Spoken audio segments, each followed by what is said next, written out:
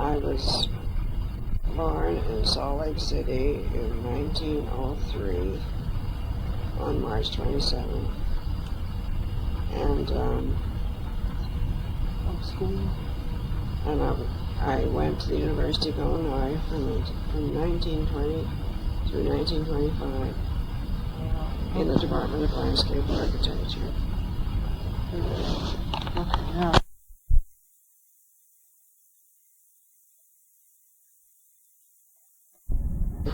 First thing, I need to correct that first one. Oh, It was okay. 1921 and not 1920. Okay. Because in 1920, I went to the University of California at Berkeley, and I was just too darn young and naive, and when I got myself out there all alone, I was led around by one of those young other students to enroll me, and we never went near the landscape department. So I did take sort of the general requirements that you have to have as well that first year, but I didn't accomplish anything in landscape architecture, and having not even put my foot in the door was something awful, but that explains why I was just immature and didn't know enough about where I was. But anyway, the next year was when my father took hold and decided he would see about what schools would be really the best. And so then he went back and called on the faculty and went around and met everybody and prearranged my life at Illinois. And I'm very glad he did, because I fortunately had the most wonderful teachers at that time. And one of them happened to be the brother of E.B. White, Stanley White. Did I ever tell that anywhere? No, that's the architect E.B. White. Is it? It's the one who wrote the New Yorker for 20 years, was one of the editors of the New Yorker. He's a literary person. He makes sense. He wrote, Charlotte's Web. And that's E.B. White. Yes. Oh. That's the E.B. White. And his brother was Stanley, and Stanley was a bit older. And he and Stanley, and I have a lot of things about E.B. White and Stanley together, because Stanley was older and had a lot of influence on E.B. White. And so the other people from the faculty in 1921, the profession was really new.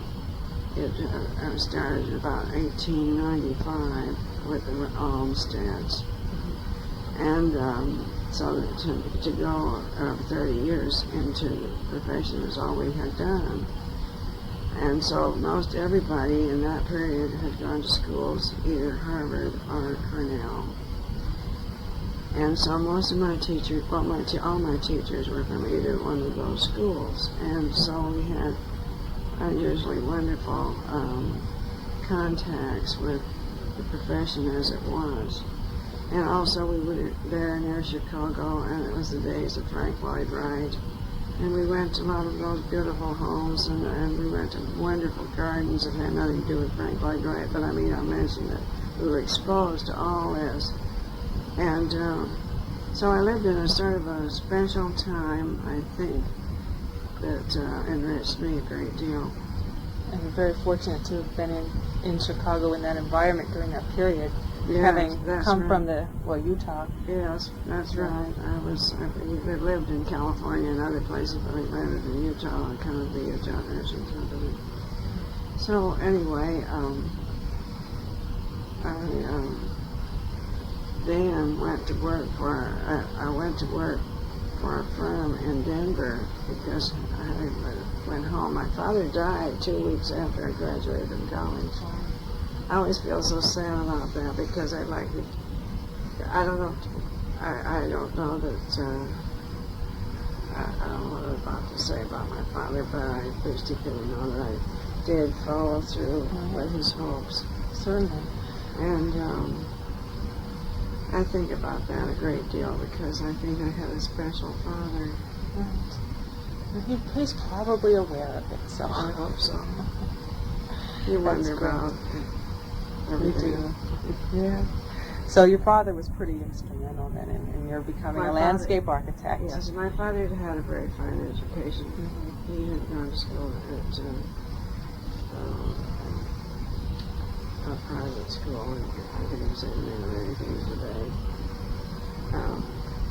Phillips Exeter Academy was where he had gone to school, so he was familiar with that part of the woods and what the education was in terms of Utah being very, very primitive in terms of reaching out in the world. So that was real lucky. And then once you started in on the field, what was your first My first experiences, your first jobs, and who influenced your career at that point? My father having died, and I came home, and the Utah Nursery Company was sitting there. My brother and I, my mother, were there, not knowing what to do with it. We had employees that we thought, well, maybe we can just go on, but we knew so little about it that we were not very good directors. But during that period, there was a great opening into horticulture and gardens because it was after the First World War, and people were beginning to have money to buy homes. They never had such a flowering into home ownership as it was at that time, and so that meant that all the families wanted flowers, and we wanted roses, and we wanted other things than just berry bushes and fruit trees and seeds for the farm. That's what the emergency business had been. So that had changed and became it was a wonderful time because people were beginning to want to really do nice things with their gardens. And on account of that, I think that I was in Salt Lake, and my family was known because of my father's business and so forth, our time in Salt Lake, that I had exposure to people that could afford to have nice gardens. And I seem to have gone on the same old way. I have been always getting very nice jobs all my life. After I was in the nursery for about 2 years, I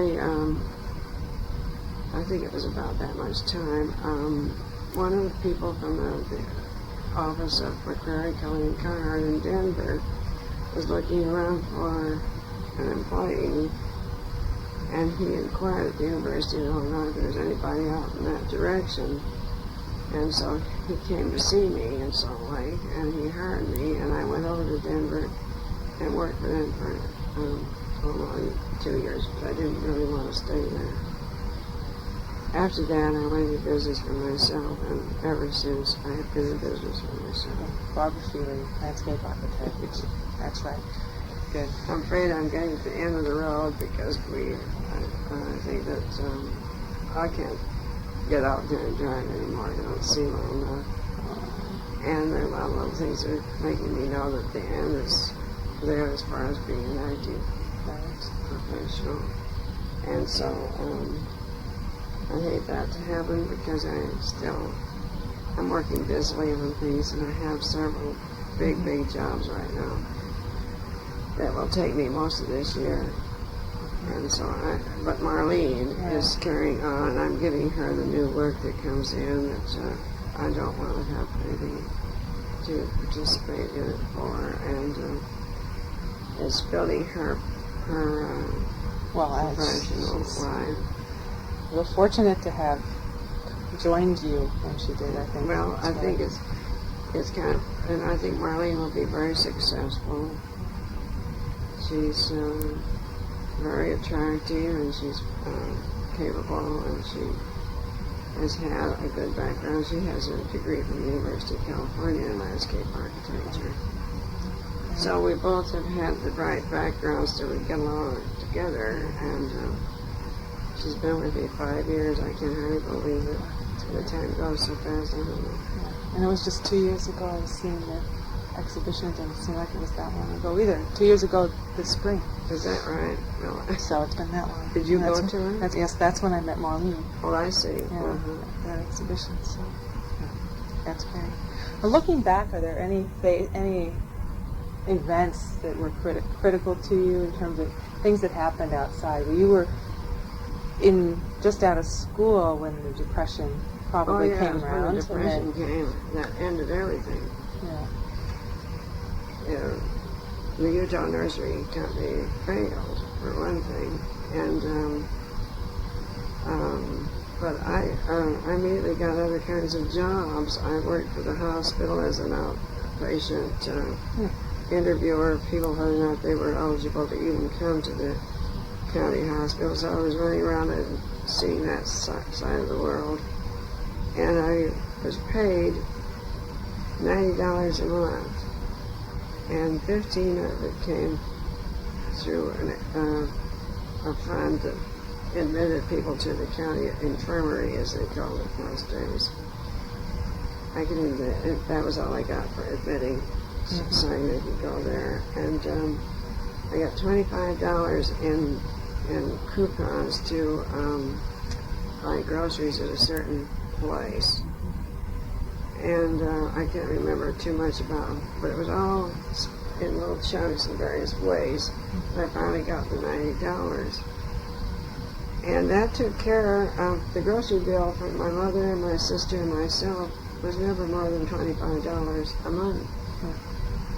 And my mother's house had been, the fathers had died on the monthly payment on the mortgage was $50. And that was too much, and we got it reduced to $25. And one day I went out to ask a man who owed us some money. He'd give us some money, and he said, "Get off of my property." It was that, people don't realize how different that depression was. When they say we're in a depression, I don't know what they're talking about. They don't know the depression. And then my brother had gotten married, and he had a little house, and he was in an apartment renting. And we figured out if we could take some snowberries, which would grow wild around here, but they're a very good shrub in Utah. And they split. They're like, things that divide. You can divide them into 5 or 6 plants if you dig up a pretty big one. We decided that if we could sell him, sell the owner of the apartment, some shrubs to plant in front of it, it would pay 1 month's rent. And that's what we did. And another thing I did, I knew that somebody had a clump of Madonna lilies growing in their property. And it occurred to me that I would call up a number of people that had been my clients briefly, because I went into business. When I came back from Colorado, I went into business for myself, and then the Depression hit. And so I decided that if I could sell a dozen of those bulbs to a number of people, I could get $15. And so I called up and I sold them at $1.25 or something like that for a dozen bulbs, and packaged them in sacks. The one woman, when I got them, and I delivered them, when I got them to this one person, she wanted me to plant them, so I planted them. That's the kind of depression it was. Every little bit, whatever you could come up with. Anything, and so we managed. And then when things got easier, my business, I've always had clients. That's wonderful. I've always made a living, and I've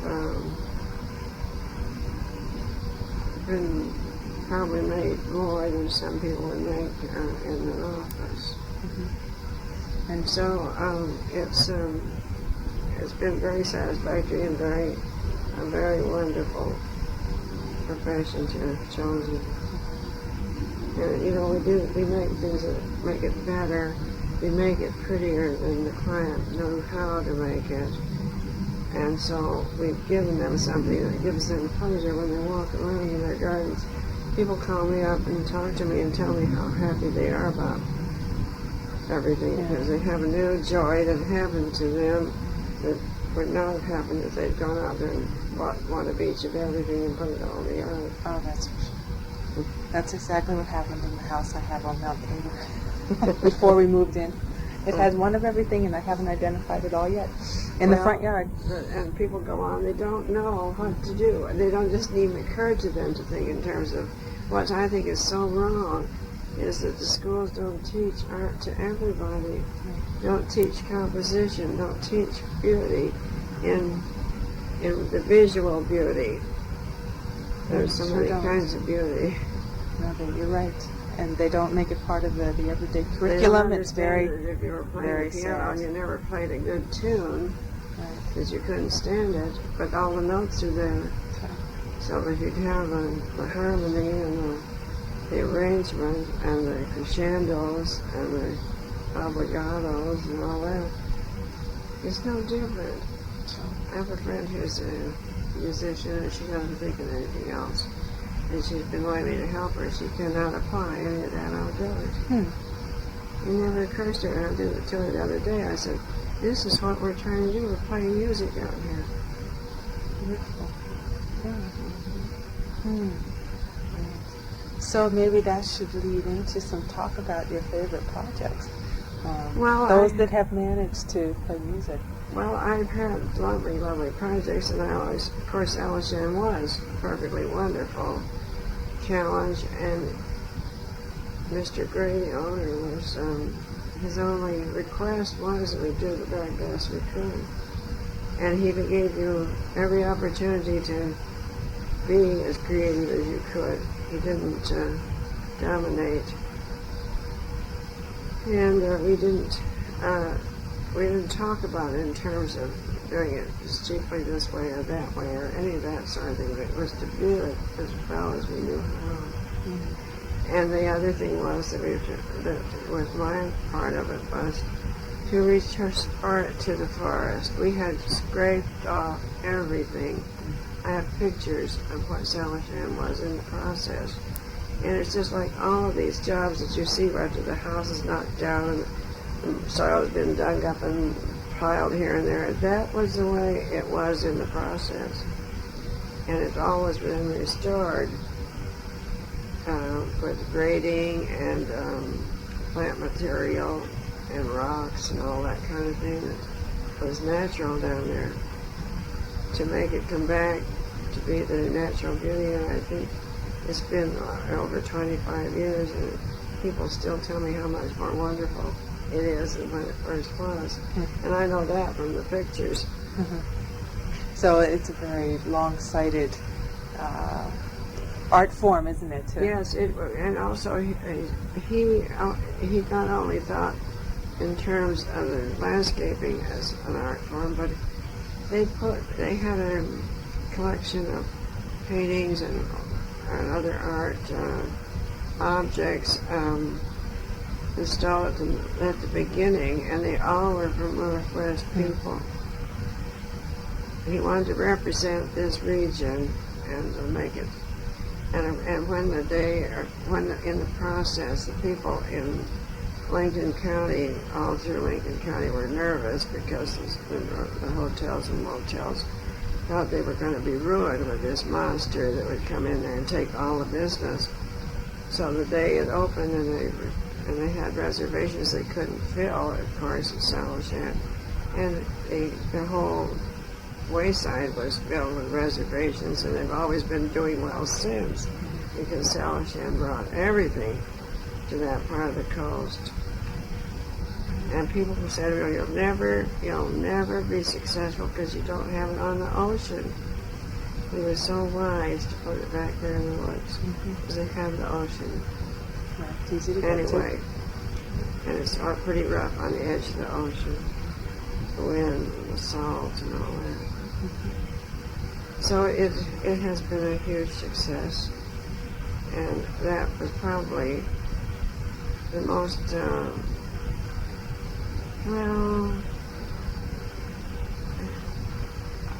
it has a spiritual feeling. We were all bonded to each other, for one thing. There was a team, that John Storrs and I and the owner and the general manager and the general contractor and one or two other people who were the team. And we became bonded. We worked together every day for a year. The same and dream. then the day that was even the last one, and we all finished the same day. And then the other people began coming down, and we just really hated to give this away. It had been something we had created, and we had to give it away. And it's, as you said, been successful. And there have been certainly different managers, so they have different values or feelings about it, because only the first one knows what it was. And but they've all been wonderful people. And how often do you get back to well, see? I haven't been down there very much this year, but I go. And there are, and in the beginning, they didn't have to search for any employees. Everybody's been working on the job, wanted to work in the lodge. And so some of them are still there. One of the desk clerks is still there. It's made his life work. Wow. Yeah, 25 years at the desk. It's just, wow. Great. Then I've had that. In town, I did the arts and crafts school, and that's a very special job. I've had a lot of lovely, lovely jobs with individuals, and I've had beautiful homes to do. I have some wonderful ones going right now. So, and I've had small ones as well as big ones, and people say, well, you don't want to ever do a little one anymore because you've done big ones. I don't think that makes any difference. It doesn't make any difference what if the scale is only changed is all. This was my favorite on the tour. Oh, yes. Because I have a very small city backyard. And to see what you were able to do in such a small area is so fascinating. Well, the ground down on the outside of this is lower. Right. Have you been there? We took the tour. We saw them. Oh, we yeah. walked through it. Yeah, right. The gravel kind of path that runs back. Around about this other side, she has a little garden where she grew things. Well, we changed their place completely. It was just magnificent. Yeah, well, this is a nice picture, too. Yeah. It would be hard, wouldn't it, to come up with one, say, example of the residential work you did that kind of is representative or your favorite. Because people are all different, your friends are all different, you like them for all different reasons, so you can't pick one friend out as the best one. But they're all good for their own purposes. Yeah, well, maybe we'll have to do a little collage of some residential stuff. And then you'll want some pictures? Is that well, no, there's a photographer, an wonderful architectural photographer who's going to be... Oh, I'd like to go when he or she... Sally. Well, when she wants to go on that, I'd like to go with her, because I would like to point out what I thought was the important thing. Okay. I'll make sure she knows that. In fact, she won't it's go on the record. In May, sometime in June. Well, probably for the garden's sake, she'll probably wait till then. I know she's going to start trying sometime in the end of March to get the architectural work done, the photography done. And she's also going to be doing portraits of everyone. Oh, is that right? And to be included on the biographical board. Oh, so I see. She'll be contacting you to do that. Well, this is quite an event, isn't it? Well, we're hoping it will be, yes. Well, I participated in one of these a long time ago, and all over the state and everything, I think. Yeah, that's what we're hoping to have it travel then for the year following. In fact, it will go to PSU in October, and then from there, they're hoping to set an itinerary. Well, I'll come to think of the ones I'd like to have taken, the pictures taken. Yeah, let's see. We've done pretty good. You've taken Marlene in as a partner, and well, no, she's not a partner. Well, she's not. She works with me. Works with you. It's a very informal. We call ourselves partners, but it's not officially. No part. Okay. It's not truly. Is that on tape? No. Oh yeah. That's. We can clarify. Well, that. I have to arrange to say this because I felt that I didn't want to make a permanent legal Mm-hmm. arrangement of that sort. Not at that time, and we're both very glad we didn't, because I'm seeing her, I'm not going to be working very much more, and it's making her free, and we don't have any legal problems. Mm-hmm. But it's been helpful to Marlene to say that we're partners. Mm-hmm.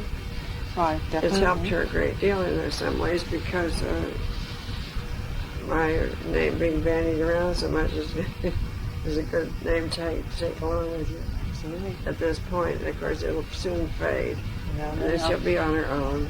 Yes, but the gardens will last forever. Well, they do if people love them. Yeah. Mine's 40 years old out here. Oh, I see. I saw the front. It's beautiful. That's what I need to. I need to do something in that front. It's terrible. But I think I was starting to. There's a question on here about. Well, I'm not sure. The percentage of women in architectural schools now is very high. And of course, in comparison to what it has been historically in the last 10 years or so, it's almost 50-50, I think, at this point. I'm not sure about landscape architecture. Well, I would say there are quite a few women in landscape architecture. They come up here and see me, some of these groups do, and I have no idea what the enrollment is in that regard, but there are a lot of women in landscape architecture, and in our national magazine I see many articles written by women. That's the latest. Is that it? Yes, landscape architecture. Yeah, that. Right. That's the new one that just came, and I don't know. They often have pictures in there of the various, whether they're talking about certain people or not. Do you think this, the fact that more women are going to be involved professionally in landscape architecture, might have any changes in the? Well, I hope.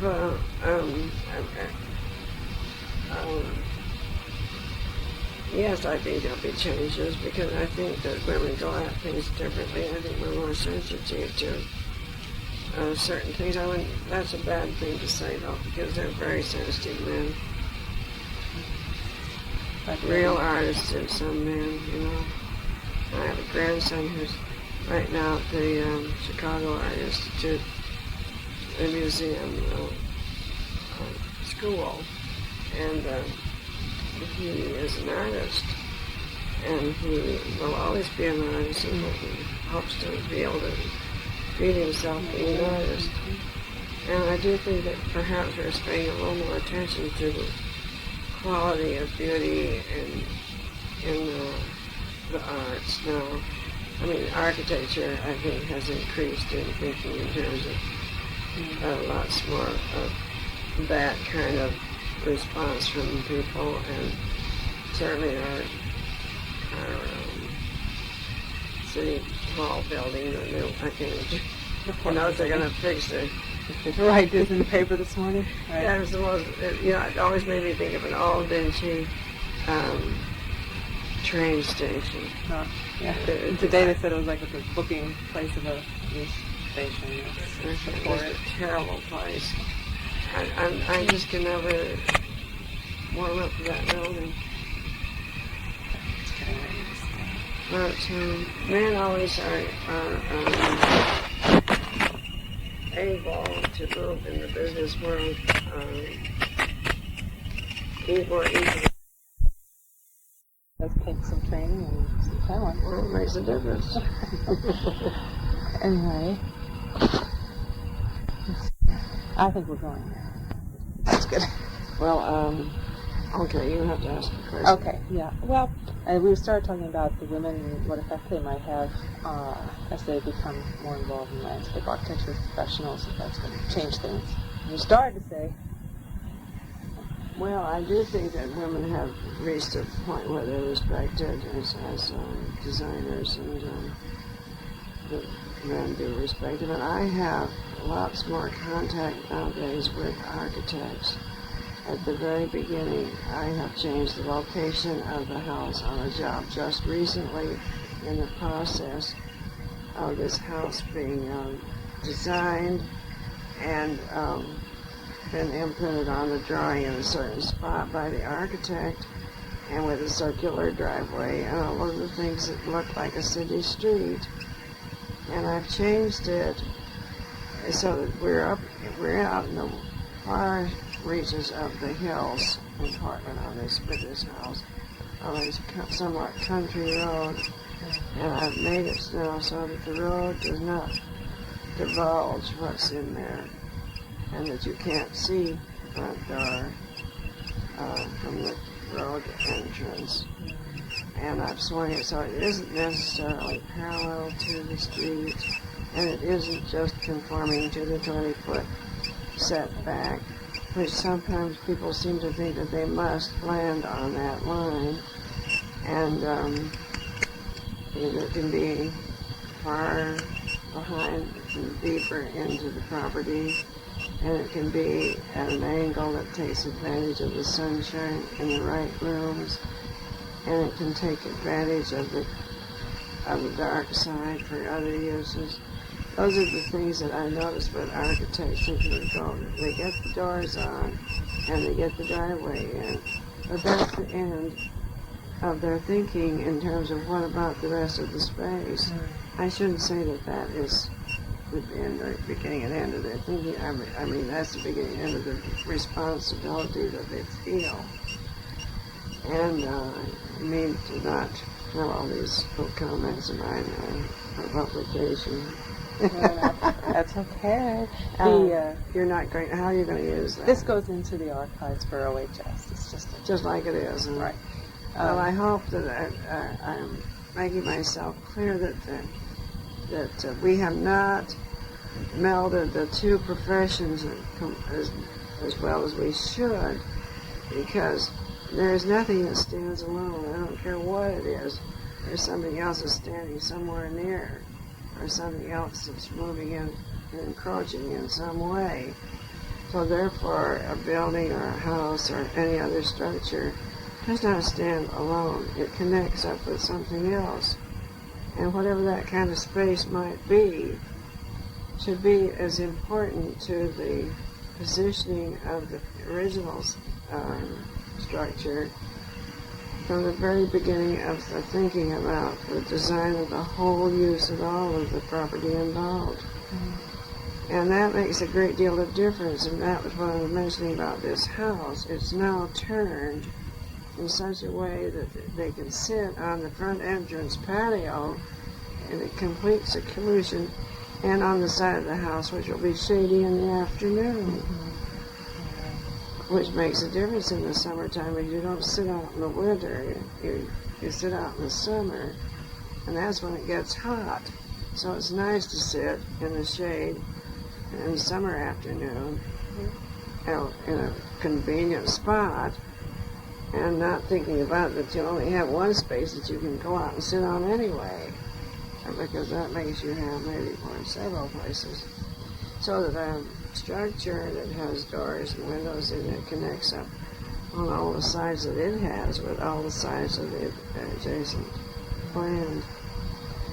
And those are the things that I think we have not completely united, or we'd like to be more united with the thinking of the original concepts of the house and building and work with the architect in a very complete way. There has been times in the years when some offices have always had a landscape architect in their office.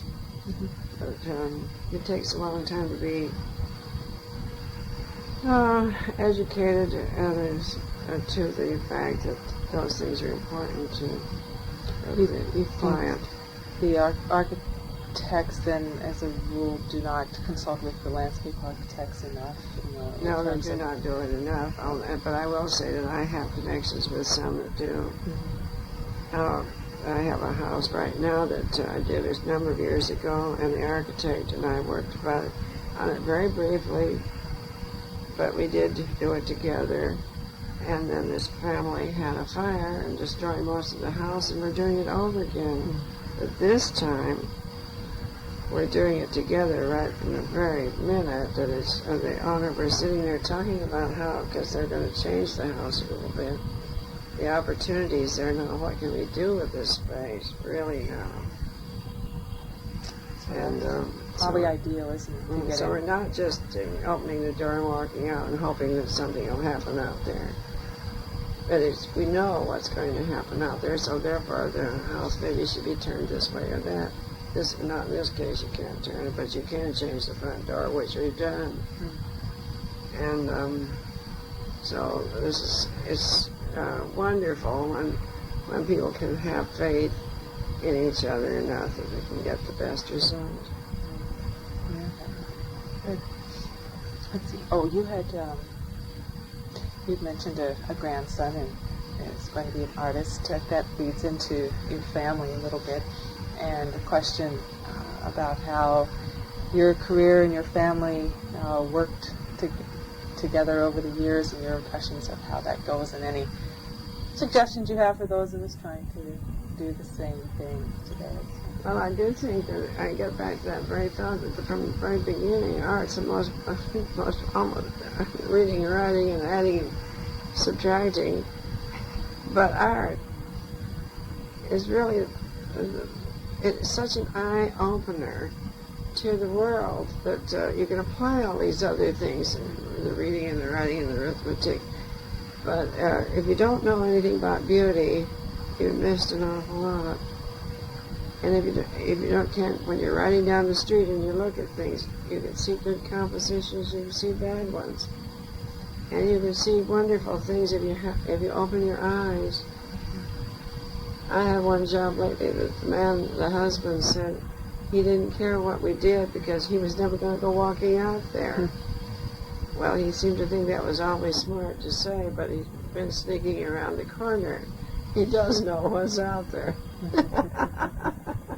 But she can have everything, he said. She can have anything she wants, but I'm not going to have a thing to do with any of it. Oh, great. But I hear that. That's not uncommon. Yeah. Huh. That's sad. And then I've had one or two clients, another client who said, I just want it to be pretty. I'm not a gardener, and I don't want to work in the garden. So, but that's fine, but she wants it to be pretty. So if she's easy, that's going to be wonderful. You can I can do plan exactly a garden, what I want to do. A garden that's easily maintained, that she won't have to go out and work in. Well, and yet it's going to be pretty. I never allow that sentence to be rest, because there is nothing that doesn't have to be maintained, and I want them to know that. Yeah. I know, it's everybody's dream, right? To have it. Yeah, but there isn't such a thing as no maintenance. We have to wash the dishes. That's right. Low maintenance, but not no maintenance. Well, we just better have paper plates. That's right. So we don't want paper plates, even in the garden. No, not in the garden. So this is the thing. We got to recognize that there's a price on everything. Yeah. Good. But when they say that to me, it doesn't have to be elaborate. It just has to be beautiful. But it won't be beautiful if it's not maintained. Oh, well then. So they get that from me. I think it's probably my old age. I just dish that sort of stuff out these days. I didn't used to do all these things. I get that thing. So let's see. I wanted to ask you, how many children? I have 2 children. I have 4 grandchildren. Mm-hmm.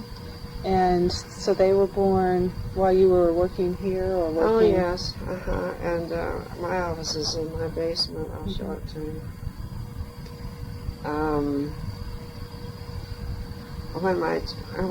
I haven't had the normal life because I don't know what's normal. Maybe I've had a very normal life. My first husband died 7 months after my son was born. And then I was a widow for 7 years, and I was working then. I worked all the time. My mother lived with me and helped me with my child. Then, after 7 years, I married again to Bill Feahly, and we were moved out here almost within a year. We moved out here. And I had my daughter. So there were 7 years or 8 years between those children. And those were my children. And then my husband was not truly my son's father. He adopted him, but he had never had any children. And when we married, we were 40, and my daughter was born after that. It was not the same as a perfect marriage where you have them both the same age and the children come along, and and it's completely shared. So I have not had that, and I don't know that many people do. I don't know. And a lot of these children come home in the afternoon, there's nobody home. My daughter's in the same situation. She gets home late, and her daughter's sitting there in the house waiting. She's gotten in the house by herself. Yeah. And here you were able to work here in the house, so you were always home. I was always home, and I could always quit at 3 o'clock and drive them, or have to pick them up, or drive them to something or other that they did after school. But I didn't have the volume of business that I subsequently developed over a period of years. But I don't think they felt that I was not around. I was able to be around. And I think that was why I never wanted to move my office. I do enjoy a very nice practice. I do have my clients come to this house. When I show them the drawings, we sit out here at this table, and I have a lamp that I put over the table, and it sees my garden out there too. But I do take them down to see the workroom that these things come out of. And I have managed to do very well this way, but there's no glamour in terms of what the other offices are representing their work in. And I don't have any desire or effort to do much promotion of any kind. And so I've just been kind of lucky that work has come to me. And it still comes, and so I can only say that I think that perhaps the way I practice has something to do with it. I make that drawing, and I spend a lot of time with the client explaining it, and I have developed now one contractor that I want to work with and no other. And he and I have been doing these jobs together for over 15 years. That makes it so he knows what I'm hoping for, and he and I understand each other completely. And he's very cooperative and reports in on every kind of change or thing that might be taking place, so that I can come out and see if I like what we have to face up to.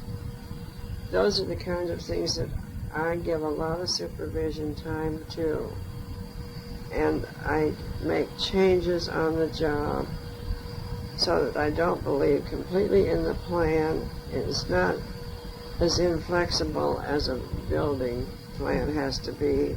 It can have changes without very much trouble. And when you see an opportunity to make it better out there, I do that. I don't think all like other offices operate quite as intensely in that direction as I do. I'm not really wanting to say that that's true or not true. I just know that I work myself to death with being sure that when I come away from that job, I like it. Well, I think in terms of the artistry, what separates those that I think have earned a very good reputation from those that don't is the sense that your stamp is on that project. That's right. And if it's not there, then that couldn't have been done by anyone. That's right. And that's not what they came to you for in the first place. They came because they liked Barbara Feahly's stamp. Yeah, that's exactly what's the difference. Right. So, and it's true of anything. It's true of architecture. It's true of an artist's painting. So That's right. Yeah, has to be identifiable. And any painter makes a change on it. It's constantly evolving. So, but when you get into saws and nails, once you nails, you either have to rip it all out and start over, and sometimes that happens. I know that I never knew that it did, but I did discover that happens too. If you feel strongly enough about it, then that's going to happen. Oh, good. So, I attach as much time and attention to the the construction as I do to the plan. But the plan is the most important thing. And I would say this about the plan. People think of landscape architecture in horticultural terms. Anybody they say, oh, you just love plants. I love plants too. I don't love the plants half as much as I love the anatomy of the divisions of space. Huh. When you stamp that on the ground, there's proportion and balance and form in what you're doing in all of those spaces. Then you can use any kind of plant material, any combinations that you want to have that might be different from somebody else, but you still have the stamp on the ground. Mm-hmm. You do have the same circulation system that moves you around in graceful ways. And the space, the controls are on the spaces, ground. Right. Mm-hmm. Yep, that's what makes it landscape It's like the walls in the building. That's right. And if they're not changed, we changed buildings, we changed everything, but those are the controlling features. And Marlene and I were talking about it. These people that plant all those petunias in the summertime and get all this splash of color, it doesn't really matter to a lot of people what kind of a space they're occupying, because they're so brilliant that you're just looking at them. But they're all gone when frost comes. They're all gone at certain times, and so there's nothing permanent about the plantings of color as much as there is about the trees and the shrubs that live for 50 or 100 years. Mm-hmm. And of course some herbaceous plants live a long time too. But those things are the ones that have a permanent lease on the property, and they should be placed in terms of form and function and balance and repetition. Form, balance, repetition, and I can't remember. Look it up. After anything I say, I've forgotten it already. Well, I know when I was walking through your gardens on the exhibition, on the tour, that I immediately revised all plants that I had for my garden at home. Is that right? Yes. Well, that's interesting. Yeah, because it was. I have a little English cottage, and they had prior owners had taken out the front yard and tried to put in an English cottage garden, and it did have one little stabs of all kinds of perennials, and then the backyard would be an ideal one to do something similar to this too, but nothing had been done in it at all. And I started looking in terms of the plants native to Oregon and what could work in my backyard that doesn't get much light, salal and things like that. And, at any rate. Well, I bet that's been fun. Yes, and as an architect looking at it, like you mentioned, spatially, being able to... That's the whole thing. People come in here and see the shape, and that's what is important, is the shape. It's nothing great. It's a very simple place, but it's what carries the eye. And gives you places to sit, as you mentioned, in one case, sit out on the side and to have something to look at. And, well, there's just a lot to be said for the... I was telling Marlene the other day, I said there's only one plant that's worth anything. It's the first one that we celebrate. It's not the planting plan. It's not the construction to show how to build the wall. It's nothing but that simply distribution of space and how it's gracefully assembled.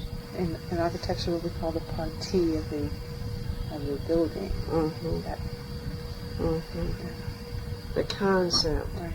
The minute they start, I could not very much change all this without changing it all, because one thing leads to another around here.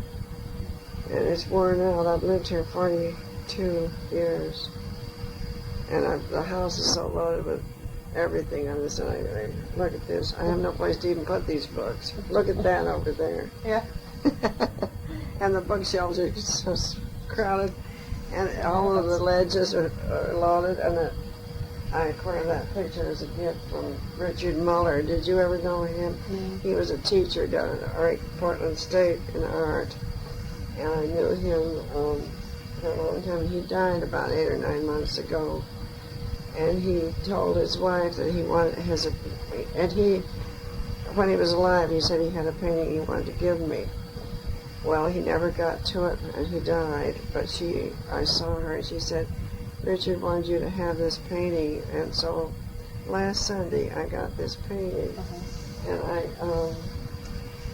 I don't know where to put it. I have no wall space. It's a nice place for it right there. I know it. It's just great. Yes. But I'm loaded with stuff in here to the point there's no room for anything. No wall space. Well, you certainly can't move. No, I can't move, and I dread what will happen when they have to dig it out. But, well, how long did it take you to work with your own gardens around the house? My husband and I did a lot of it ourselves the first year, and the first 2 or 3 years, or maybe as long as he was here. No, we kept pushing him back farther to the west for the vegetables. Mm. And then when he died, I took part of that vegetable garden and put it on a lawn back there because I couldn't raise vegetables, and I didn't have time to do that. And so I did that, and that gave me another big room that I have that used to have had a few more fruit trees in it, and all that is gone, and also the big firs are commencing to take the sun away. Mm. So we planted everything out here, the firs and everything. Oh, everything.